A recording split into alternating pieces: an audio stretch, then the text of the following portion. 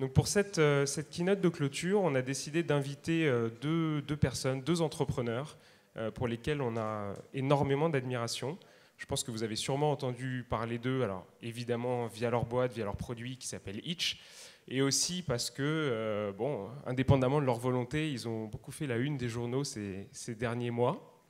Et on admire leur parcours, leur courage, et c'est pour ça qu'on avait envie de leur donner la parole pour cette keynote de clôture, pour échanger sur leurs produits, sur comment ils l'ont construit initialement, comment ils l'ont imaginé, comment ils ont atteint le fameux product market fit qui est un peu ce graal de tout entrepreneur et product manager, et comment ils ont dû faire face à des difficultés qu'ils n'avaient probablement pas anticipées au T0 de leur aventure. Voilà, donc pour cette keynote de clôture, je vous demande d'accueillir et d'applaudir très fort Mathieu Jacob et Teddy Pellerin, les fondateurs de Itch.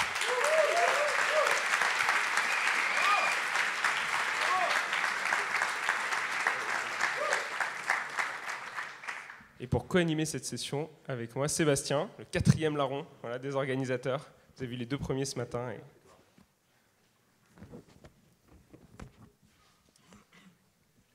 C'est bon, on attaque? Allez. Alors moi, contrairement à toi, je crois que je ne suis pas dans la cible de Itch, je suis beaucoup plus vieux. Donc je veux bien un rappel sur Itch, d'où ça vient, le nom, et puis le positionnement initial.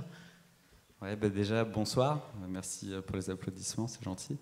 Itch, à la base, ça vient d'une idée assez simple, où nous, on s'est retrouvés en 2013 avec Mathieu. À la base, on est des copains d'école, on a fait Supélec. Et on avait cette particularité-là qu'on sort beaucoup. À la base, on sortait beaucoup, aujourd'hui un petit peu moins. Je dis beaucoup à la base parce qu'on a lancé une nouvelle offre qui s'appelle La Base. J'ai l'impression que ça a dû un peu faire quelque chose ici. Et à cette époque-là, c'était très compliqué de se déplacer la nuit, notamment en banlieue, parce qu'il y avait de plus en plus de collectifs de soirées qui allaient en banlieue pour créer des soirées un petit peu différentes, avoir de l'espace, etc. Et donc avec des besoins de mobilité différents. Donc en gros, la problématique de Itch en 2013, c'est on voit que technologiquement parlant, on peut mettre en relation des passagers et des conducteurs, parce qu'il y a déjà des chauffeurs privés, des Uber qui existent. À côté de ça, il y a une trend avec le développement de l'économie du partage où on comprend qu'on rentre de plus en plus dans de l'économie entre particuliers, où finalement c'est OK de louer sa voiture à un voisin et de gagner un petit peu d'argent, c'est OK de louer sa tondeuse, son appartement, etc. Donc pourquoi pas finalement conduire quelqu'un pour rembourser une partie de ses frais. Et le dernier point, c'est ce renouveau de la nuit parisienne avec de plus en plus de besoins de mobilité en banlieue. Donc quand on prend les trois, on secoue un peu. Assez vite, on se dit que si on met ensemble des particuliers pour se déplacer la nuit, ça va être plus sympa, ça va être moins cher, ça va permettre de couvrir des besoins qui pour l'instant ne sont pas assouvis. Et du coup, a priori, ça pourrait fonctionner. Et du coup, tu peux nous raconter le lancement précis de la première version de l'application ? Alors, le lancement... quelque chose de particulier? Ouais, non, on a fait des tests pendant l'été 2013 où là, on n'avait pas d'appli, où en fait, on était en partenariat avec des soirées, et puis on était à la sortie des soirées, et puis on demandait aux gens qui sortaient comment tu rentres chez toi. Puis après, on n'écoutait pas spécialement la réponse, on disait non, tu vas rentrer en Itch ce soir, je te jure, tu vas voir, ça va être bien. Et du coup, ça permet de tester déjà aussi les prix, parce que c'était un peu les marchands de tapis. Donc c'est 10 € pour rentrer chez toi. Ah non, c'est un peu cher. C'est 8 € pour rentrer chez toi. Et puis après, on accompagnait les passagers jusqu'au conducteur. Et puis on présentait un peu le conducteur. Et puis ça permettait de tester énormément de choses en fait côté passager, côté conducteur. Et ça a permis de sentir un petit peu ce qui fonctionnait. Et puis petit à petit, en parallèle, on développait la première version de l'appli. Et du coup, on l'a sorti en septembre 2013. Et là, en fait, vu qu'on est sur une marketplace, on a toujours cette problématique de comment on fait grossir les deux communautés en même temps. En plus, avec un marché beaucoup plus difficile, on prend un Blablacar ou un Drivey. Je ne dis pas que c'est plus simple, leur boîte, mais forcément, on peut avoir des loueurs de voitures qui vont poster des annonces. S'ils n'ont personne, ce n'est pas très très grave. Et nous, si on a des conducteurs qui viennent devant la soirée pour amener quelqu'un et qu'ils n'ont personne, le week-end d'après, ils ne vont pas revenir. Donc nous, il faut vraiment que les deux communautés grossissent en même temps. C'est le cas d'une marketplace un peu plus temps réel. Uber, ils ont une stratégie très simple là-dessus, vu qu'ils ont de l'argent, en fait ils payent des conducteurs, donc ils ont la communauté de conducteurs qui est disponible, puis petit à petit, après il y a des passagers qui arrivent, et au bout d'un moment ils arrêtent de payer les conducteurs à l'heure. Nous on n'avait pas d'argent, on était 3, donc forcément on peut faire ça, donc nous on avait 2-3 conducteurs devant les soirées, et par contre on arrivait à leur trouver des passagers. Donc on avait fait la stratégie inverse en fait d'un Uber, où nous on trouvait des passagers devant les soirées, et on faisait en sorte que nos conducteurs finalement aient suffisamment de passagers sur la soirée pour qu'ils soient contents et qu'ils reviennent. Donc concrètement, alors j'insiste un peu là-dessus, mais les premiers passagers, Les premiers chauffeurs, les passagers, c'est vous. Vous étiez 3 chez Hitch. C'est vous qui alliez les chercher? Ouais, en fait, premier conducteur, on les a... Vous avez pris quelques soirées parisiennes et, Ouais, c'est ça. On a appelé, pour la première fois, c'était au Cabaret Sauvage, je crois, au Glazart. Et voilà, on avait mis un petit stand avec un petit kakémono. Et du coup, c'était des passagers qui étaient clients de la soirée. Et les conducteurs, c'est des étudiants qu'on avait trouvés. Et puis, on leur avait expliqué un peu ce que c'était Hitch et s'ils voulaient tester. Et voilà, c'est tout. Est-ce que vous pouvez nous parler un peu du business model initial de la boîte et de la proposition de valeur telle qu'elle était formulée? Parce que ça a cristallisé aussi pas mal de choses derrière. Le business model, ça a toujours été de mettre en relation des particuliers avec d'autres particuliers. Et nous, en tant qu'intermédiaire, en tant que plateforme qui prenait une commission, donc ça a toujours été le cas. Et la proposition de valeur, en fait, dès le début, au début, on avait du mal à le formuler, mais c'était vraiment ça. On avait envie de rendre la nuit plus accessible. Il y avait des problèmes sur le monde de la nuit, les gens qui sortaient. C'est vraiment ça, ce problème qu'on essayait d'adresser. Donc notre proposition de valeur, c'était de permettre aux gens qui sortent en fait le soir de sortir dans la bonne ambiance, pour pas cher, de trouver quelqu'un le week-end, sachant qu'il y avait de gros problèmes de supply le week-end. Et c'est vraiment ça qu'on avait essayé d'apporter un peu ce renouveau sur le monde de la nuit et de faire en sorte qu'en fait le transport puisse être en fait un moment sympa dans ta soirée et pas seulement le moment un peu utilitaire quand tu vas voir des potes ou que tu vas dans un bar. Il y a des passagers de temps en temps qui, dans les commentaires des trajets, il y en a quelques-uns, même plusieurs, qui ont mis c'était le meilleur moment de ma soirée, finalement, c'était avec le conducteur. Donc quand on arrive à ça et que finalement la soirée elle commence au moment où tu sors de chez toi et elle se finit au moment où tu arrives chez toi et que le transport fait partie intégrante de la soirée, c'est qu'a priori, effectivement, tu participes à la construction de la soirée, et ça c'est assez intéressant. Ouais. À quel moment dans la vie de la boîte vous avez senti que ça prenait vraiment, que le discours commençait à prendre, que l'offre commençait à prendre? Il y a un exemple qu'on aime bien utiliser, qui nous a vraiment marqué tous les deux en tout cas. C'est on bossait chacun de notre salon dans le canapé et on préparait les partenariats tous les week-ends et on était vraiment au tout début. Pour l'instant, on n'avait pas beaucoup de commandes qui se faisaient naturellement via l'appli. On en faisait encore pas mal nous-mêmes à la main dans les soirées. Et dès qu'on avait une commande qui était naturelle sur l'appli, c'était vraiment la folie. Et un samedi après-midi, du coup, on reçoit un coup de fil. Il y avait nos numéros de téléphone sur l'appli, donc les gens nous appelaient directement. Et il y a un passager qui nous appelle, qui dit ouais, c'était pour savoir si ce soir vous étiez ouvert. C'est samedi soir. Vu que c'est le début, je préfère être sûr que vous êtes ouvert pour savoir si je peux sortir ce soir. Je lui dis mais je comprends pas en fait pourquoi tu as besoin de savoir ça. En fait moi j'habite super loin, j'habite en banlieue. Je vous ai découvert la semaine dernière, je suis allé au Glazart, je suis un fan du Glazart, sauf que le seul moyen pour moi d'y aller c'est d'attendre qu'il y ait des RER. Et là je dois bosser super tôt demain matin, le seul moyen pour moi d'y aller c'est d'y aller et de rentrer avec Hitch. Donc si vous me dites que vous êtes ouvert ce soir, je sors. Donc je lui dis écoute cool, on se reverra peut-être ce soir, ce soir on est ouvert. Et c'est je pense le moment où on a compris qu'on allait vraiment apporter quelque chose à des gens. Au-delà de... Hitch a apporté pas mal de choses à pas mal de personnes, mais c'est, je pense, le moment où on a vraiment vu qu'on allait avoir un impact réel sur la vie des gens, et c'est à ce moment-là où on a vraiment dit, mais il faut vraiment qu'on fonce et qu'on y aille à fond, quoi. Et là, on est quand par rapport au lancement de la première version? Tu disais septembre 2013, là, ce wow moment, c'est tout début, c'est septembre, octobre 2013, c'est vraiment le début, ouais. Mais il y a un truc aussi où on voyait quand même que ce qu'on faisait plaisait un petit peu. Quand on distribuait des flyers devant... Parce qu'en gros, on a passé tous nos vendredis et samedis soirs, entre minuit et 6 heures, à parler avec des gens.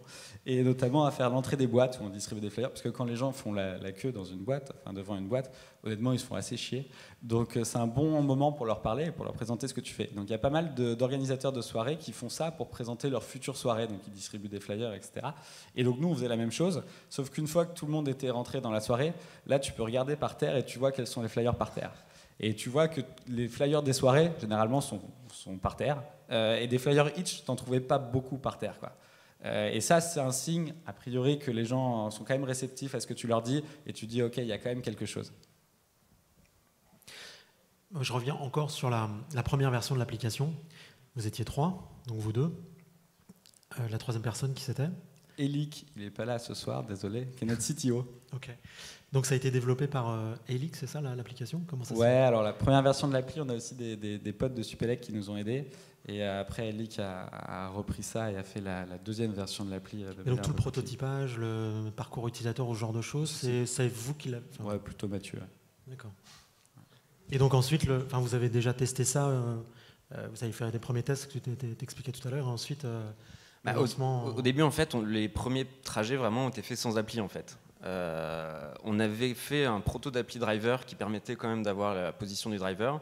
Et du coup, nous, on lançait les trajets depuis les soirées, mais depuis un mini PC un peu miteux que Teddy traînait tout le temps avec lui. Et on lançait les commandes depuis un back-office horrible. Et il n'y avait pas d'appli passager, en fait. Et donc, petit à petit, après, on a rajouté une première appli qu'on avait fait que sur iPhone, parce qu'on n'avait pas le moyen de faire d'appli Android. Et honnêtement, l'appli était vraiment assez pourrie au début. Sauf que vu qu'on était tous les vendredis et samedis soirs avec nos passagers en train soit de commander nous parce qu'on faisait les commandes pour eux, soit de les voir commander devant nous, assez rapidement on a vu ce qui allait pas, on a pu corriger ce qui allait pas. C'est le moment où on a dit bon, faut peut-être qu'on refasse une deuxième version de cette appli parce qu'effectivement elle était quand même assez buggée.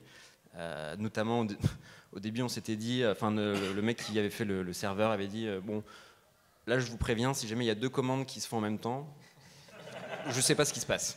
Sur le même driver. Sur le même driver. On lui dit, bah, écoute, le jour où on a 2 commandes en même temps, à la même seconde, bah, on te paye le champagne. Bah, c'est assez rapidement arrivé en fait, et c'est après qu'on a vu qu'il fallait commencer à faire les choses sérieusement. Et, voilà. Toujours voulu faire les choses sérieusement, mais je pense que je n'avais pas le temps. Mais non, je pense que alors c'est peut-être pas l'endroit pour dire ça, mais je pense qu'on n'a pas eu du succès grâce à notre produit au début. Il y avait une boîte peut-être que vous connaissez qui s'appelait Jump, qui faisait à peu près la même chose que nous à l'époque, et c'était une boîte belge qui a arrêté depuis, mais qui avait levé 500 000 €. C'est une équipe de 9 personnes. Quand ils se sont lancés, ils avaient une appli iPhone qui était nickel, une appli Android qui était en train d'arriver. Honnêtement, on s'est regardé, on a dit putain, on est dans la merde. Et puis après, on a vu qu'en fait, il y avait aussi Uber qui faisait Uber Pop. On s'est dit, ouais, encore une autre différence d'échelle. Mais, et donc, on avait le produit le plus pourri. Et finalement, on faisait plus de trajets qu'eux, quoi. Et on faisait vraiment beaucoup plus de trajets qu'eux. Donc, effectivement, le produit était viable. C'était pour le coup voilà, un MVP, quoi. Et ça suffisait. Et après, c'était plus de l'effort terrain. Ouais. Mais leur produit était viable aussi, j'imagine, non Ouais, il était même bien meilleur. Ouais, comment t'expliques le fait que je sais vous, pas, ça a il y a marché une part de chance, ça c'est sûr. Il y a une part où Jump a beaucoup plus ciblé les 25-35 ans et notamment l'environnement start-up.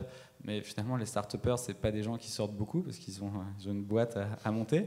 Alors que nous, on était tous les vendredis et samedis soirs, entre minuit et 6 heures, on était avec des jeunes et on les mettait dans des voitures, quoi.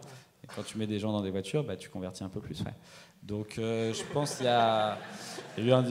Non, mais je sais pas, après, il y a un peu de chance et il y a probablement voilà, d'autres trucs, mais ça aide, ouais. Donc ouais, c'est le fait d'être allé sur le terrain et le bouche à oreille qui a bien marché. Ouais. Et Jump ou Uber Pop le faisaient pas, c'est ça? Non, bah Uber, ils n'avaient pas besoin de ça, ils ont des moyens. Jump, là, probablement pas assez fait. Après, il faudrait leur poser la question, je ne sais pas non plus. C'est marrant, c'est que ça fait écho à plein de théories du product management avec do things that don't scale, avec ce genre de choses. Et évidemment, ça, vous n'auriez pas pu le maintenir pendant longtemps. Mais... Je pense qu'on était les pros du do things that don't scale, vraiment. Je pense qu'on l'a encore d'ailleurs. Et du coup, vous faisiez quoi entre minuit et 6h du matin? Enfin, les gens rentrent en boîte, vous distribuez les flyers, les gens rentrent en boîte. Vous les attendez à l'extérieur ou vous alliez il y avait quelques bières aussi, hein, on va pas se mentir. Mais non, entre minuit et 2h, on fait que des soirées, parce que les mecs attendent, et voilà. À partir de 2h, tout le monde est rentré en soirée, donc là, on va dans la soirée. Et de 4h à 6h, on fait les sorties de soirée, où là, dès que les gens sortent, on leur trouve des gens, grosso modo. De mémoire, vous faisiez un peu de service client aussi, parce que j'ai un souvenir très précis de toi en boîte avec ton casque. Ouais, en fait, voilà, je pense qu'on a été très proche de nos utilisateurs au début, vu que de toute manière on les avait tous vus en soirée, ils nous connaissaient tous. Et du coup, sur l'appli, il était écrit si t'as un problème, appelle Teddy. Et donc c'était mon numéro. Et c'est bien quand t'as un service qui est ouvert que la nuit. Bon, on se prêtait le téléphone avec Mathieu. Et du coup, ça donnait vraiment une sensation de proximité. Et c'était le cas. Hein, tu pouvais nous appeler. En plus, on cachait pas du tout le numéro de téléphone. Il était visible en gros. Et du coup, forcément, les gens t'appellent, t'envoient des SMS, etc. Et de toute manière, vu qu'on était réveillés les soirs de week-end, ça permettait aussi de faire le support, de rester proche des gens. Et d'ailleurs, il y a plein de conducteurs, moi, qui m'appelaient le lundi et qui me disaient « Ah, Teddy, je suis tombé sur un de tes potes. » Je fais « Ah ouais, c'est qui ?»« Ouais, c'est un tel, il m'a dit qu'il te connaissait et tout. » Et je connaissais jamais personne. Enfin, je suis désolé, je sais pas qui c'est, quoi. Et c'est juste parce qu'au final, on a vu beaucoup de gens et du coup, ça donne un sentiment de proximité. Tu as plus envie d'utiliser une appli quand tu as rencontré l'un des fondateurs, ouais. Donc c'était un service purement parisien à l'origine, c'est ça? Au début, ce qui est assez marrant, c'est qu'on a fait un service qui permettait à des Parisiens comme nous d'aller en banlieue. Et finalement, après, ça s'est un peu inversé. C'est plutôt des gens qui vivent en banlieue qui s'en servent beaucoup plus pour se déplacer en banlieue ou venir sur Paris. Ouais. Mais à la base, ouais, c'est fait parce que nous, on s'en servait pour aller en banlieue et revenir, quoi. Comment vous êtes passé à l'étape d'après? Comment vous avez scalé, ne serait-ce qu'en interne, l'équipe, le produit? Au début, la mission, c'était vraiment de résoudre les pain points qu'il y avait sur le fait que tu puisses sortir. Et on n'était ouvert que de 2h à 6h du mat. Après, on s'est dit, ouvrons jusqu'à minuit, parce qu'il y a peut-être des gens qui en auront besoin avant. Après, on a dit, ouvrons jusqu'à 20h. Et je pense que c'est là qu'on a trouvé notre 20h, 6h, qui correspond vraiment au moment où les gens sortent, en ont marre de prendre le métro et ils veulent un moyen un peu plus sympa. Et donc, on a fait ça, on a commencé à ouvrir c'était d'abord que le vendredi, samedi, puis on a ouvert le jeudi. Après, il y a eu la Coupe du Monde, on s'est dit, en fait, ouvrons tous les soirs. Et petit à petit, le produit a vraiment fait l'effet boule de neige comme ça.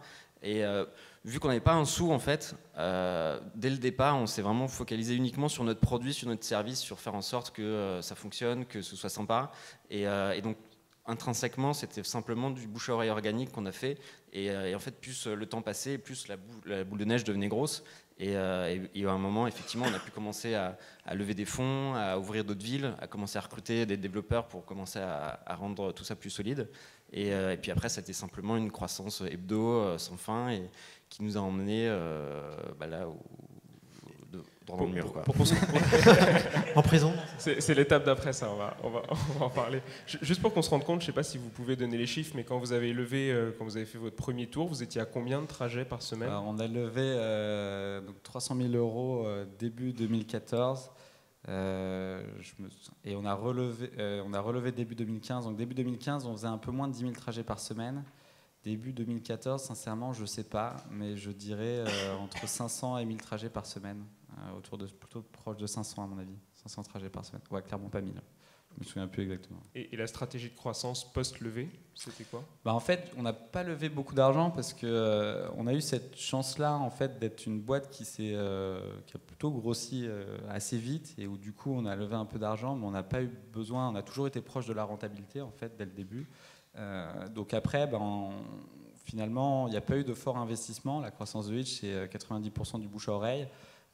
L'idée, c'était d'essayer d'aller le plus vite possible sur les passagers, et puis après de mesurer la pédale d'accélération côté driver pour avoir assez de disponibilité. Donc côté passager, on s'est beaucoup servi, on s'est beaucoup appuyé sur les écoles. On a fait. Ce qui était assez marrant, c'est qu'il y avait quand même des BDE où Uber proposait 20 € de code promo. Puis nous, en plus, au début, on ne proposait pas de code promo parce que déjà, on n'avait pas d'argent. Et en plus, il n'y avait pas de moyen de paiement avec une carte bancaire sur l'appli. C'était que du liquide. Du coup, on arrivait quand même à convaincre des BDE en fait, de distribuer des flyers Hitch quand ils vendaient leur prévente dans leur cafette, alors qu'ils n'avaient rien à gagner. Et ils faisaient ça, et donc ils flyaient pour nous. Donc ça nous a permis d'aller beaucoup plus vite dans les écoles. Et un des points, je pense, qui a joué, c'est que sur Hitch, en fait... quand tu peux quand même un peu jouer avec l'appli parce que tu mets ton point de départ, tu peux mettre ton point d'arrivée et tu avais la suggestion de prix. Ce qui à l'époque, on était la seule appli à faire ça. Et par exemple sur John, tu l'avais pas. Et du coup, les étudiants, ils testaient un peu pas mal de prix et ils se rendaient compte que c'était 2 fois moins cher que tout le reste, quoi. Donc forcément, après, ça se diffuse assez vite. Et côté passager, ça a plutôt été du bouche à oreille.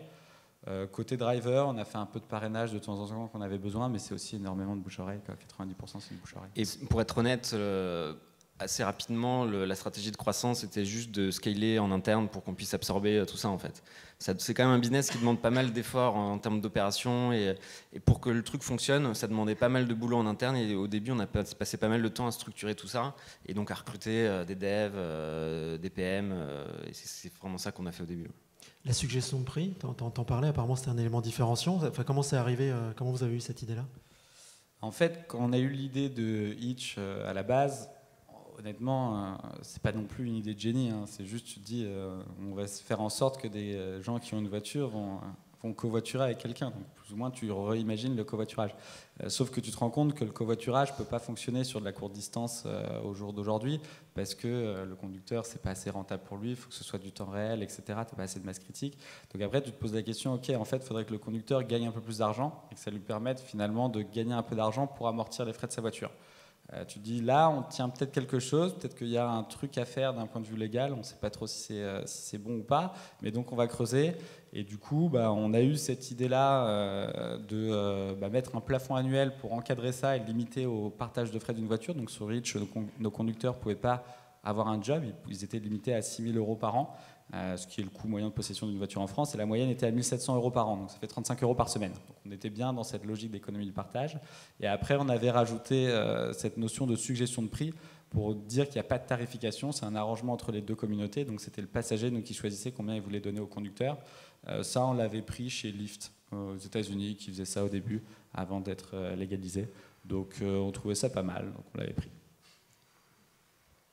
Bon, tu as commencé à aborder le terrain un peu légal, donc on va parler des sujets un tout petit peu moins sympas. Quand est-ce que vous avez senti que le vent tournait un petit peu ? Non, mais après, quand on a lancé Hitch, on s'est quand même posé la question. Hein. On a quand même regardé un petit peu et puis on se doutait que ça serait compliqué. Après, à l'époque, il n'y avait pas de réglementation. Il n'y avait pas de loi sur le covoiturage quand on a commencé. Il n'y avait pas de loi sur le transport à titre onéreux, etc. Donc ça s'est fait progressivement. En fait, le moment déclencheur, je pense, c'est quand Uber lance Uber Pop.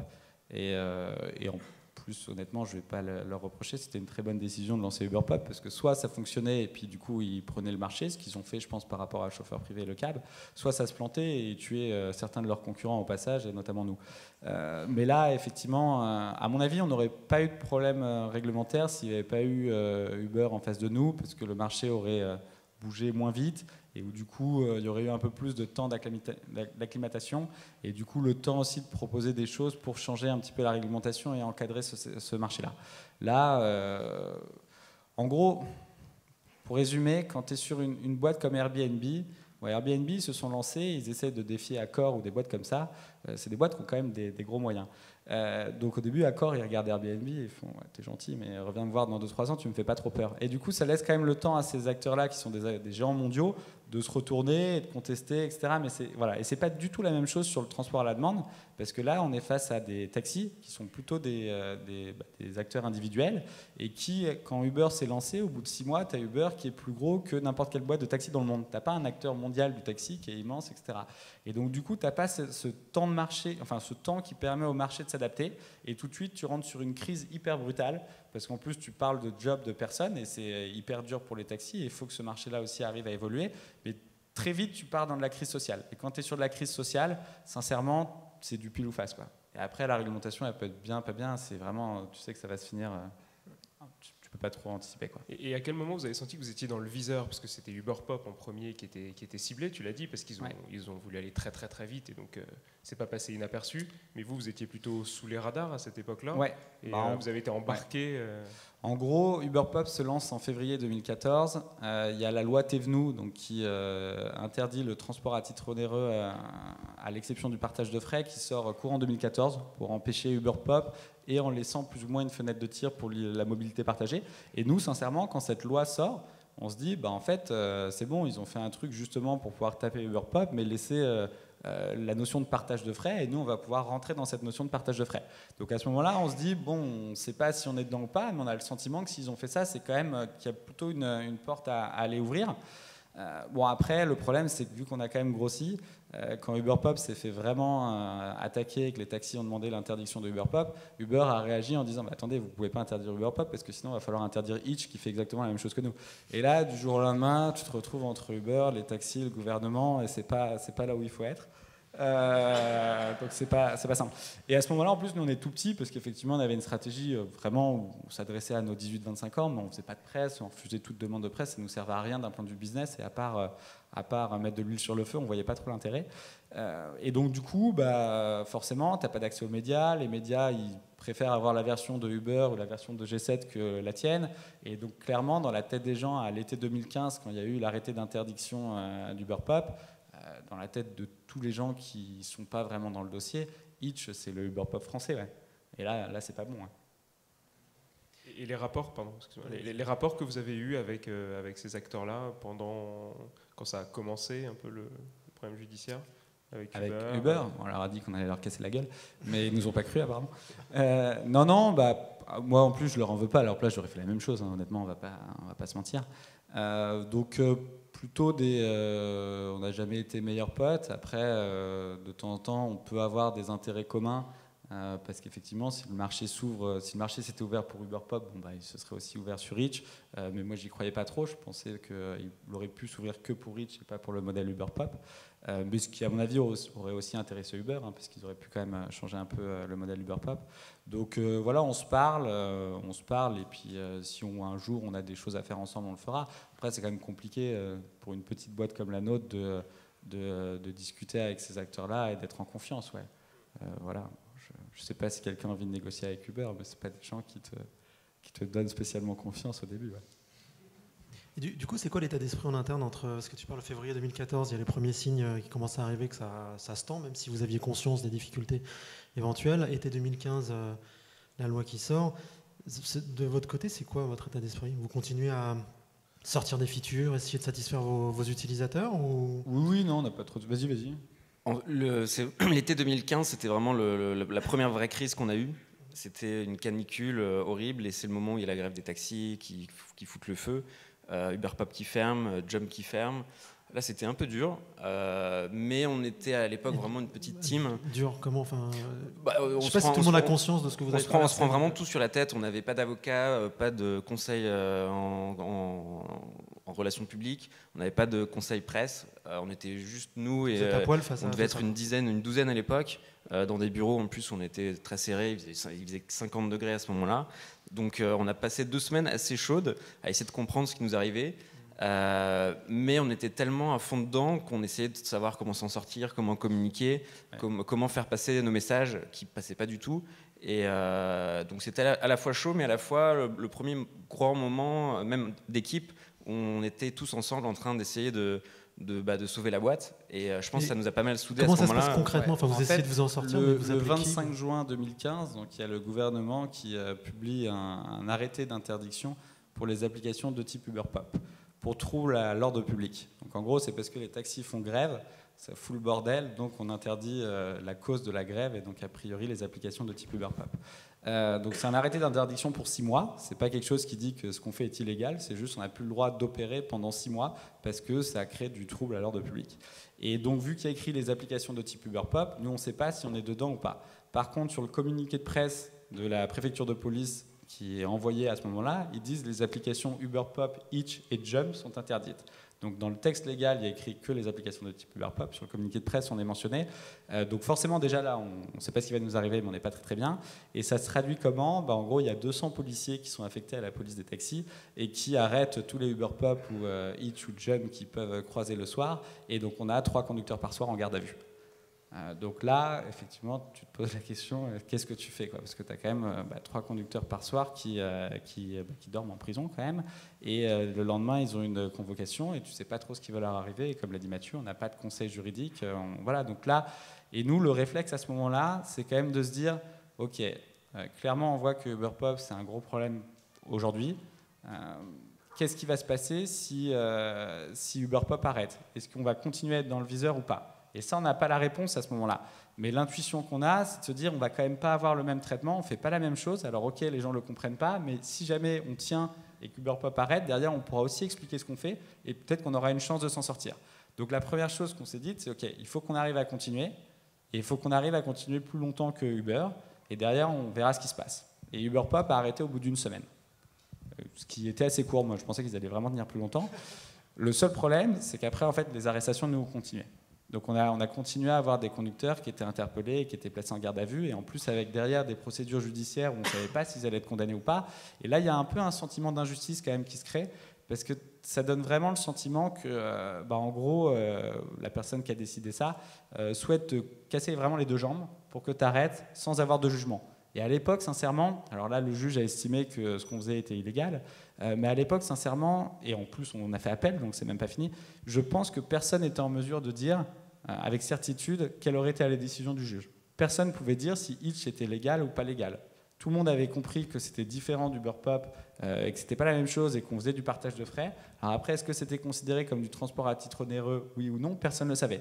Donc ça donne vraiment un sentiment d'injustice, parce que tu dis, ok, les gens, ils veulent en fait juste nous fracasser, et qu'on arrête sans avoir le droit de nous exprimer et d'avoir une décision de justice qui nous autorise ou qui nous condamne. Donc à un moment, tu as aussi bon, tu rentres un peu dans un mode un peu plus guerrier, et tu dis non mais moi je vais pas me laisser faire, et c'est pas grave, moi je vais tenir, et puis à la fin on verra qui avait raison, et s'ils ont raison, ok, on changera, mais c'est pas du tout sûr, quoi. Et quand tu dis la personne, les gens, c'est quoi? C'est la préfecture de police de Paris? Après, je suis pas dans les hautes sphères, je sais pas qui a décidé. Non, mais du coup, tu te sens désemparé face à qui tu t'adresses pour essayer de faire changer les choses? Bah après, à ce moment-là, ça reste quand même des décisions de préfecture de police de mettre l'arrêté d'interdiction, donc c'est avec le ministère de l'Intérieur, donc effectivement, on essaie de rentrer en contact avec le ministère de l'Intérieur. Et puis après, on sait que sur les sujets des taxis, c'est souvent l'Intérieur qui décide, parce que les taxis étaient rattachés à l'Intérieur pour des raisons historiques, voire assez vite au niveau du Premier ministre. C'est vrai que quand les taxis font grève, généralement, ils veulent assez vite parler au Premier ministre, donc c'est souvent lui qui est en charge de ces dossiers-là. Et du coup, alors vous êtes encore bien dedans, mais a posteriori, dans une situation comme ça, vous vous dites on aurait dû faire autrement, il y a des enseignements qui en sortent, et une crise à nouveau arrive, vous agiriez différemment? Aujourd'hui, non, pas tant que ça. Hein. Honnêtement, bon, on a fait ce qu'on a pu. Après, oui, peut-être que...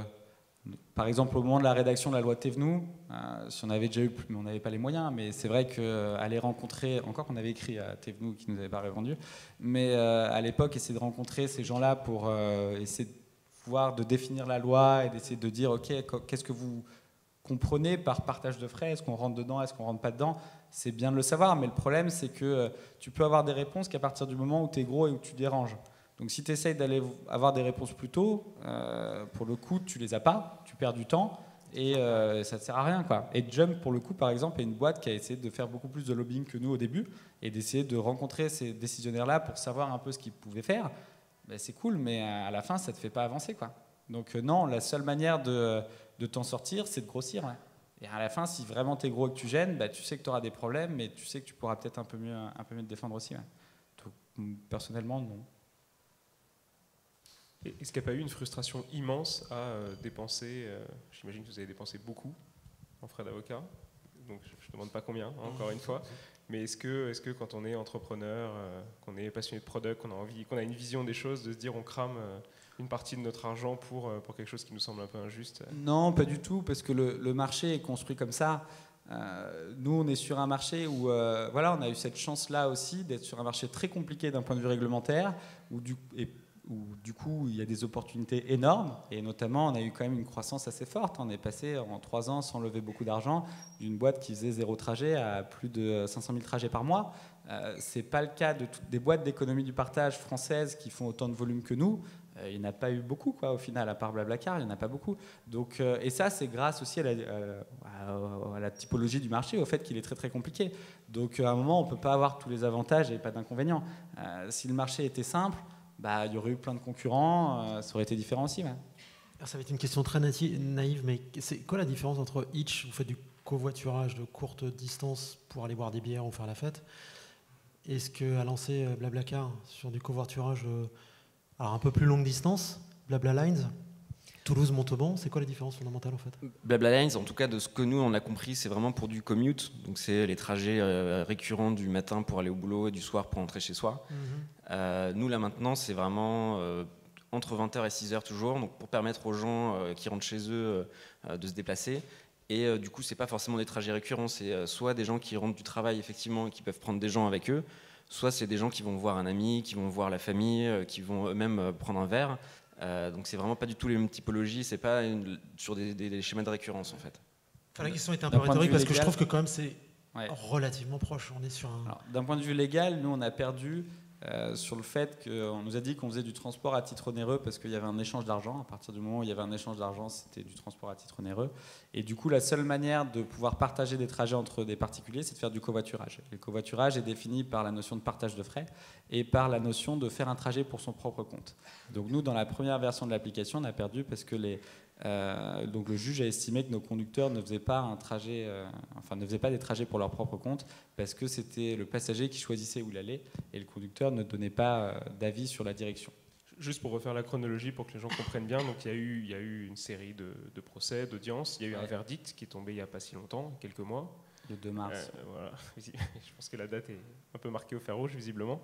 Et la conclusion de ce verdict, pour qu'on reprenne la chronologie, enfin le verdict. Voilà, donc nous, du coup, on a été condamnés, on a eu quelques amendes, Et en gros, voilà, la difficulté aujourd'hui, c'est que finalement, nous, la thèse depuis le début de Hitch, c'est de dire, ok, si on fait du partage de frais, en fait, si on est dans de l'économie du partage, et on peut en faire, et on peut faire de la mobilité partagée.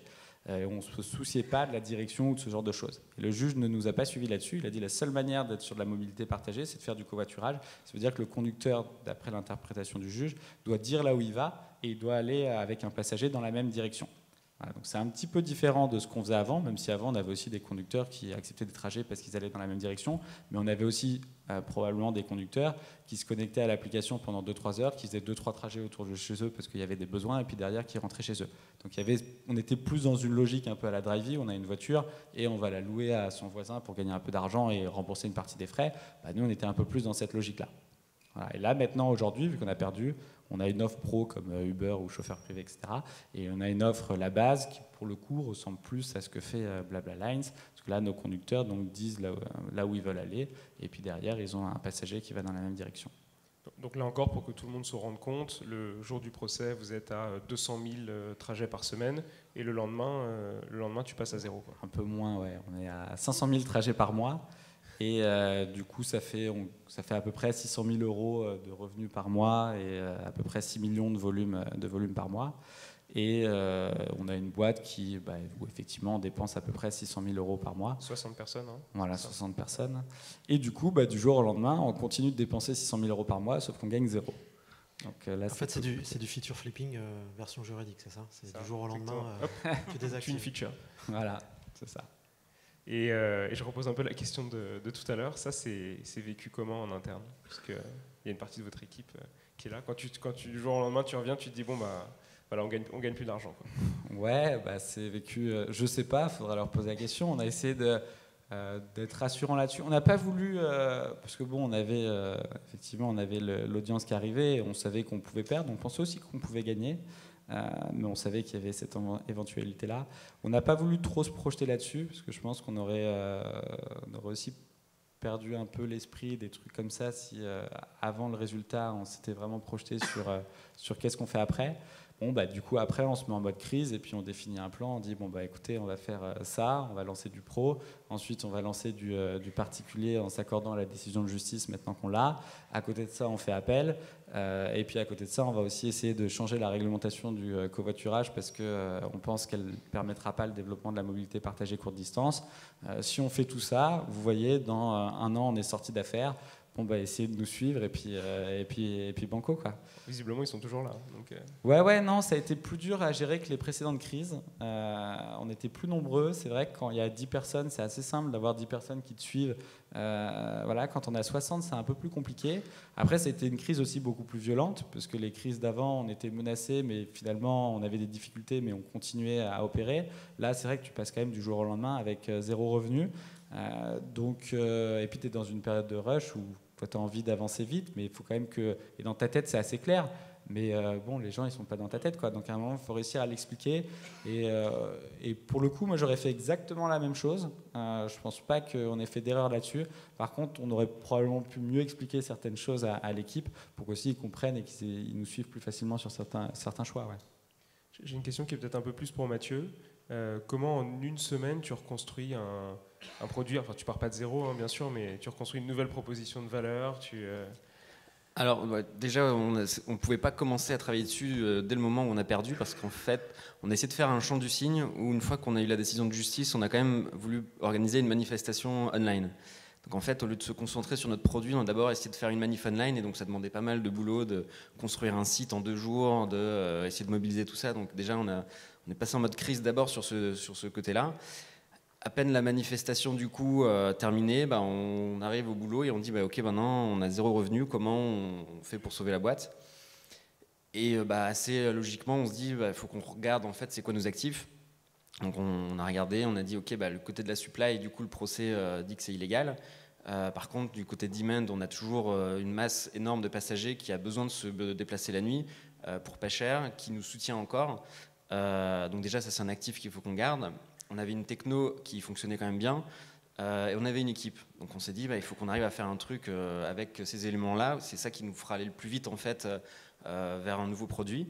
Et du coup, effectivement, assez rapidement, on s'est dit, du coup, le seul moyen de remplir notre mission, qui est de permettre aux gens le soir de rentrer chez eux, c'est d'une part de relancer une offre avec des VTC, parce que du coup, c'est simplement remettre de la supply en face de la demande, et ça permettra d'avoir un premier service fiable.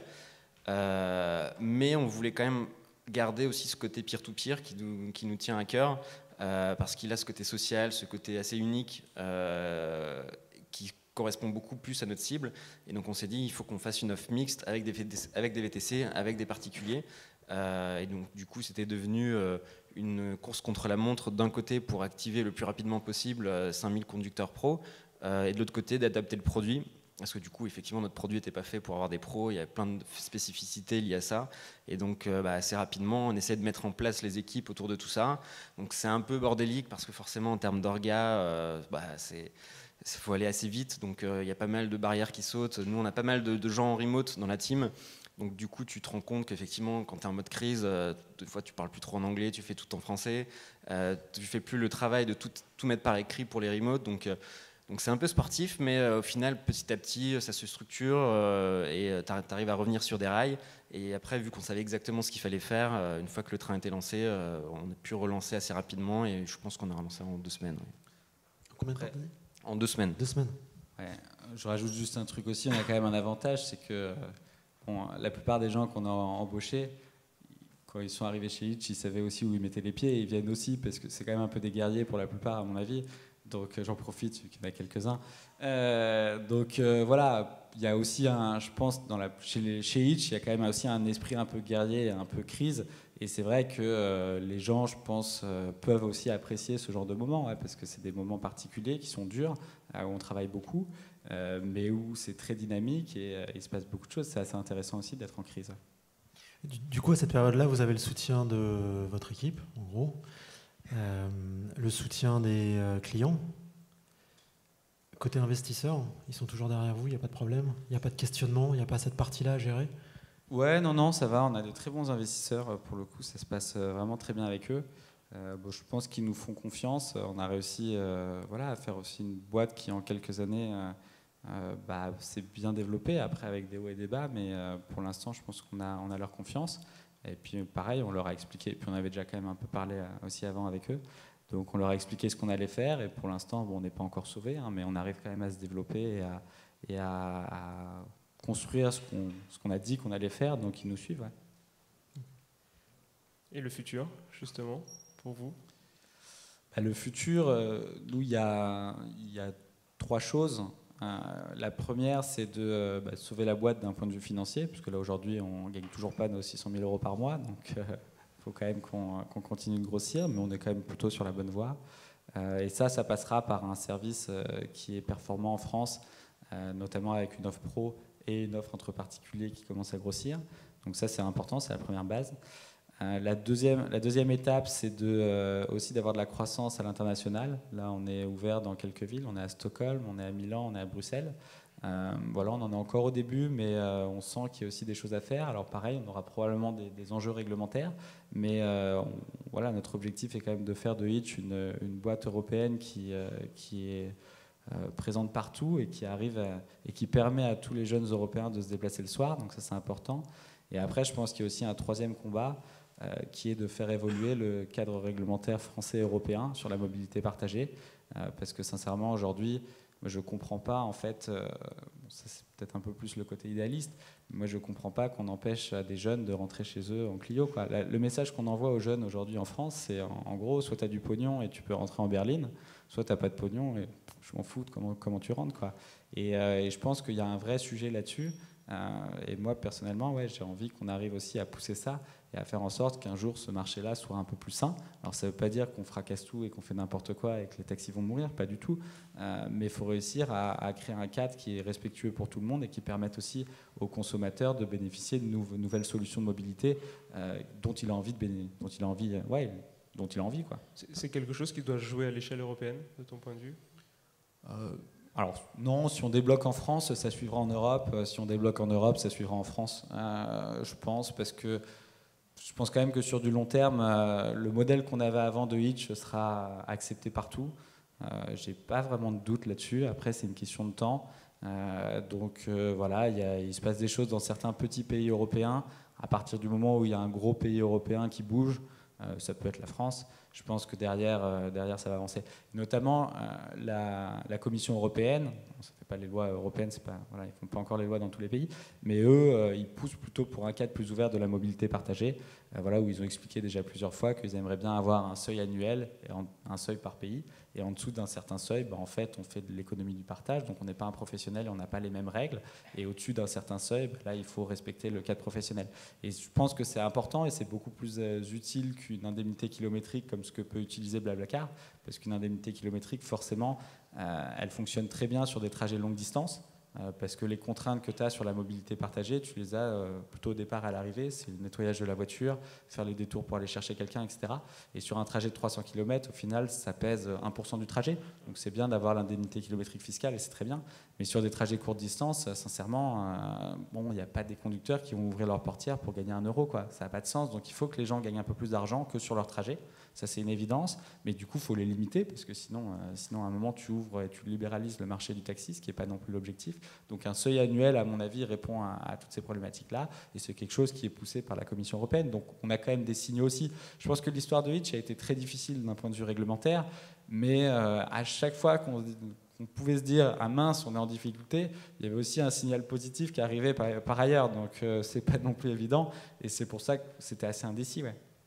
Et globalement, le soutien des politiques français, avec le changement de du gouvernement, il a évolué. Le discours que tu as tenu sur on propose une solution viable pour des gens qui n'ont forcément pas l'argent pour rouler en berline, comment il est reçu? Alors, aujourd'hui, c'est un peu tôt pour le dire. Je pense que le nouveau gouvernement est probablement un peu plus sensible sur la problématique start-up, économie du partage, etc. Mais l'ancien gouvernement, on arrivait quand même aussi assez bien finalement à discuter avec eux. Là, clairement, ils sont dans une période d'élection législative, donc ça dépendra de s'ils ont une majorité ou pas. Donc avant ça, honnêtement, il ne se passera pas grand-chose. Et puis après, on verra. Le problème, c'est que c'est un sujet assez complexe. On a beau avoir la meilleure volonté du monde, il y a une vraie crise sociale sur le marché du taxi, il faut aussi en avoir conscience, et du coup il faut réussir à faire évoluer ce secteur-là sans traumatisme, et c'est un équilibre à trouver qui est pas évident, ouais. Et même si on faisait 500 000 trajets par semaine, au final on était très urbain, c'était Paris, Lille et Lyon. 500 000 en fait, en termes d'utilisateurs, voilà, il y en avait 300, 400 000 qui l'utilisaient. C'est tout petit en fait pour un politique, c'est pas ça qui va lui faire changer d'avis. Et mine de rien, un politique finalement va être guidé par l'impact qu'il va avoir sur les gens. Et nous, on était simplement un petit caillou dans une chaussure, et il va pas se mettre à dos toute une profession juste pour nos beaux yeux en fait. Okay. On passe aux questions du public ou non? Il y a encore quelques... Non, on va passer aux questions, effectivement. Alors, je regarde sur Wisely. Sinon, j'en ai une première un peu sur les zones grises législatives. On a vu 2 startups aujourd'hui, vous et je pense aussi à Alan, qui interviennent dans des... le cadre législatif est quelque chose de très important. Voilà, ça a un impact absolument énorme sur le produit. Eux, c'est un agrément qui leur permet d'être assureur. Vous, on a vu l'impact. Est-ce que si vous deviez refaire cette aventure, vous préconiseriez de défricher le terrain d'abord avant de se lancer, ou alors de se lancer un peu comme des pirates et puis voilà, advienne que pourra, quoi? Moi, je pense qu'on referait pareil, parce que voilà, si on demande on revient en 2013, on demande à un avocat est-ce qu'on peut lancer Hitch, bon, la réponse va être non. Un avocat, il n'est pas là pour prendre des risques, ou alors il va dire ouais, peut-être, mais il faut valider certaines choses. Bon, va falloir qu'on fasse des rendez-vous, et c'est parti pour le chéquier. Donc voilà, je ne pense pas qu'en essayant de déchiffrer le terrain, on aurait pu aller très très loin, honnêtement. Après, c'est quand même une situation un peu différente de Alan.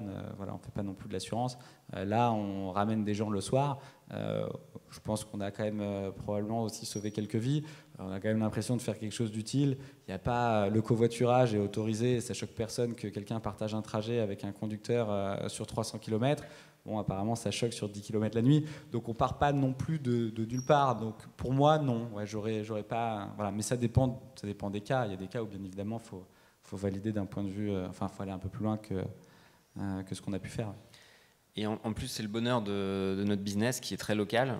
C'est que quand on se lance dans un nouveau pays, en fait, on se pose ces questions-là. Là, quand on se lance en Suède, on recommence de zéro. On n'a pas de marque, pas de passagers, pas de driver. C'est une nouvelle réglementation, donc on se dit, ok, avec quelle offre est-ce qu'on va sortir là-bas? Est-ce que c'est des pros? Est-ce que c'est des particuliers comme l'ancienne offre en France? Est-ce que c'est une offre hybride? Et à chaque fois, on va se reposer cette question-là. Et en Suède, notamment, on a lancé avec des particuliers parce qu'effectivement, vu la réglementation là-bas, c'est un peu gris aussi, mais on pense vraiment qu'on peut apporter plus sur le marché avec une offre comme ça. Et du coup, vous avez un accompagnement spécifique en interne, ou d'ailleurs pour les pays étrangers via des cabinets d'avocats particuliers. Enfin, vous êtes plus entouré. Ouais, on a toujours un manager local et puis après on cherche à chaque fois, pas au début, mais au bout d'un moment, on cherche un avocat s'il y a besoin. Ouais. Mais aussi, je pense qu'on a cette conviction assez forte de se dire que notre premier modèle, à un moment, il va être accepté partout. Ouais. Donc après, oui, il peut y avoir des problèmes réglementaires, mais petit à petit, on pense que ça va quand même avancer. Ouais. Très bien, merci beaucoup.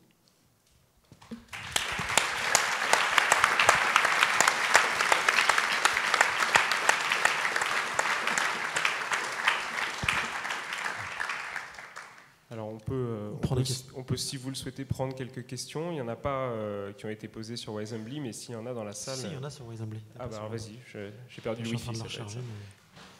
Vas-y, je t'en prie. Ou dans la salle, j'ai pas de souci. Ou dans la salle, évidemment. Il y avait une question sur est-ce que vous pensez vous repositionner pour ne pas tuer votre boîte? Alors vous en avez parlé, mais visiblement le message n'est pas bien passé.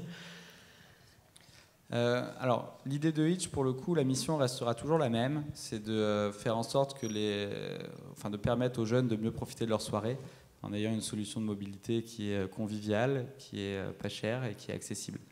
Donc ça restera toujours la même chose. Après, il y a différents moyens de faire ça. Il y a peut-être des pays où on fera ça en ayant des bus. Il y a peut-être des pays où on fera ça avec des particuliers. Voilà, ça, après, on peut tout imaginer. Mais la mission, pour le coup, non, elle restera toujours la même. Il y a une question aussi sur la mobilisation. Tu parlais de la manifestation online suite à la décision. Ça a servi à quoi cette mobilisation? D'une part, on avait envie de montrer à notre communauté que, ok, on a perdu un procès, mais qu'on n'était pas mort et qu'on avait envie de se défendre, et on a envie de se défendre avec eux, en fait. Donc, c'était vraiment purement déjà pour rentrer en connexion avec eux, leur faire comprendre qu'on n'allait pas se laisser faire et qu'on avait besoin d'eux pour nous aider. Et l'autre effet qu'on voulait avoir, c'était vraiment essayer de peser sur les politiques.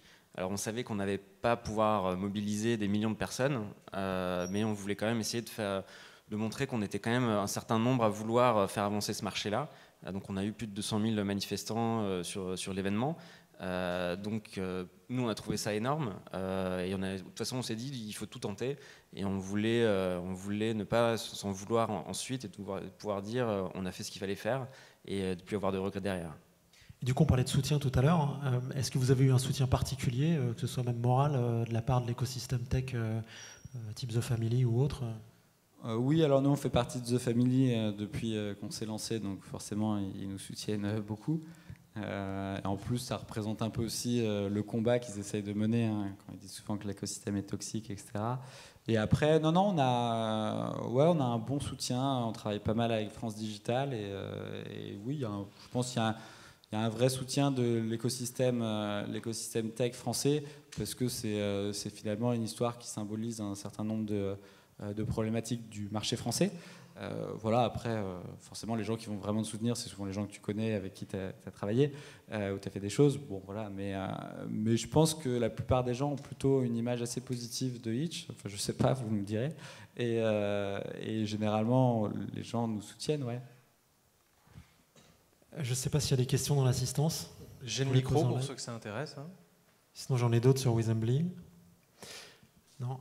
Il y a une question sur les prochains jalons de votre roadmap. Est-ce que vous pouvez vous en avez déjà un petit peu parlé, mais je sais pas, sur les 3 prochains mois, est-ce que vous avez une visibilité de ce que... Là, on vient seulement de lancer deux nouvelles offres. Donc, on a lancé une offre en pro et l'offre la base. On a dû les lancer très très vite, donc là il va falloir quand même qu'on itère dessus pour réussir à les faire fonctionner. On a d'un côté une offre de VTC, de l'autre une offre entre particuliers qui est forcément un peu moins fiable vu que c'est vraiment, il y a des grosses contraintes en termes de direction vis-à-vis du conducteur. Et on essaye en fait de résoudre le problème éternel du covoiturage temps réel urbain. Vu qu'on est sur du temps réel, c'est pas du planifié. Il y a de gros challenges autour de tout ça, donc il va falloir qu'on itère autour vraiment de ces deux offres pour réussir à en faire un service fiable, cohérent et essayer de craquer en fait ce modèle du covoiturage urbain en temps réel. On a le temps pour une autre question ou une petite dernière? Non, en fait, c'est pas une question, c'est plutôt une remarque. Est-ce que la véritable raison pour avoir créé Hitch n'était pas de passer vos nuits dehors? Et combien de bières en moyenne vous buviez par soirée? Non, sur les bières, on était assez bien parce qu'en gros, on avait 2-3 conducteurs devant la soirée. On avait le droit d'aller prendre une bière que quand il y avait 0 conducteur devant la soirée, parce que sinon la mission était quand même de leur trouver des passagers. Donc ça dépendait des soirées, mais si on faisait bien notre boulot, derrière, on avait le droit d'aller prendre une bière. Donc voilà, je ne sais pas combien on en prenait par soirée, mais pas tant que ça. À la fin de la soirée, on était Vous étiez sérieux quand même. Exactement. Et voilà, c'est un autre regard quand on regarde des soirées et qu'on reste à un degré d'alcoolémie assez stable, alors que tout le monde en face, voilà, à la fin de la soirée, les gens viennent te voir. Bon, voilà.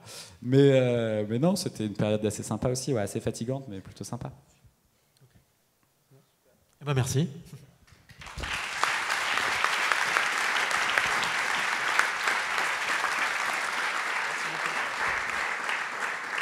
Bon, bah, c'était la transition parfaite, puisqu'on parlait de degré d'alcoolémie pour aller profiter du cocktail. Alors juste avant que vous partiez tous, voilà, j'ai l'honneur de faire ce petit mot de la fin. Donc merci beaucoup d'avoir participé à cette deuxième édition de la Product Conférence. On est à la fois fiers, ravis que vous soyez venus. On est content de l'avoir organisé. Ça a été pas évident, parce que comme vous l'a dit Fabrice en introduction ce matin, on n'est que 4 à l'organiser. On fait ça en plus de notre travail. On a tous un travail assez prenant.